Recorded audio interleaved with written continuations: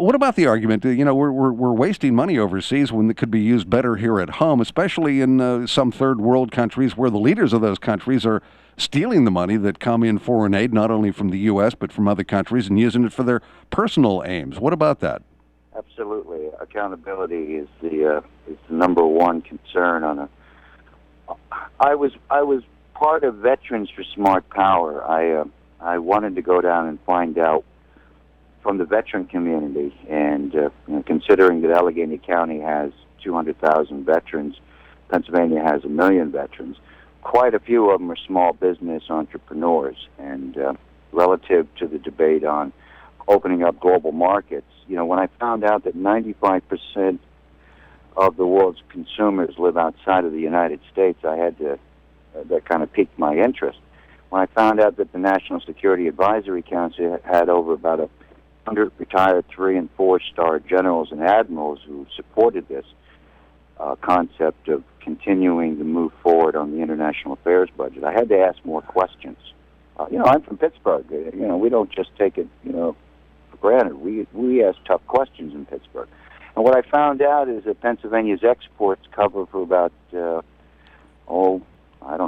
billions of dollars from the chemical field, from the machinery manufacturers, from metal manufacturers, computers and electronics. And with 30% of my veterans in the state unemployed right now, where are we going to create jobs? And it looks to me like this has the opportunity. It's a strange bedfellows coalition. But as far as national security, as far as keeping the 1% that's being asked in this international affairs budget to invest, how are we going to keep an eye on all that money in the black market? Well, there are some ideas out there, and they're looking at it very tight in this global economy. A lot of people listening to you might say, we're talking about sending money overseas to create jobs here in Pennsylvania. How can that be when we hear people complaining that jobs are being exported from Pennsylvania overseas? How does that work? Well, I found out, and I was surprised, I didn't know that myself, that 1 out of 5 U.S. jobs today is related to outside investment like this. They've stabilized the societies. For instance, I talked with the director of Caterpillar. Now, for me, I'm looking at the farmer veteran coalitions. I'm looking at the agribusiness. I'm looking at the machinery business for Pennsylvania, and I'm saying, how does this create jobs here? Well, they showed me how it did. The support for the economic competition is growing.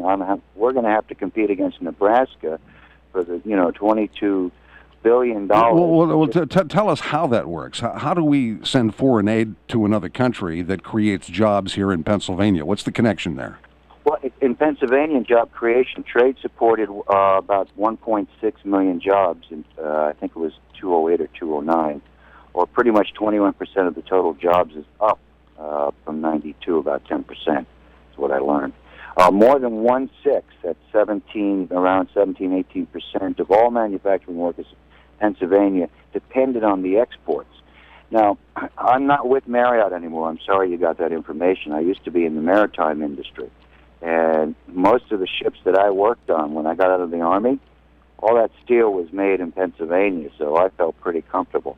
But in watching from the export side, all the cargo that I used to deliver to countries around the world, all of the products were made here, Pennsylvania, and pretty much our whole region. In Pittsburgh, you can draw a circle 500 square miles, and we've got half the United States population in it.